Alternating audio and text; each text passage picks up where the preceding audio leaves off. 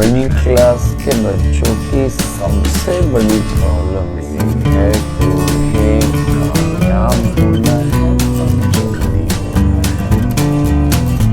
24 घंटे उनके दिमाग में बस यही चल रहा है कि माता पिता के कंधे बूढ़े हो रहे हैं और अब उन्हें सहारे की जरूरत है।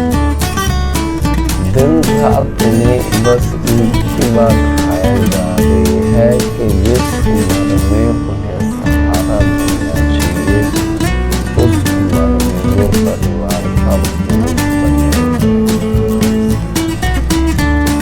सच बता रहा हूँ कि इस सोच के साथ जीना बहुत मुश्किल है, लेकिन उनकी लिए एक लाइन मैंने मूवी में सुनी थी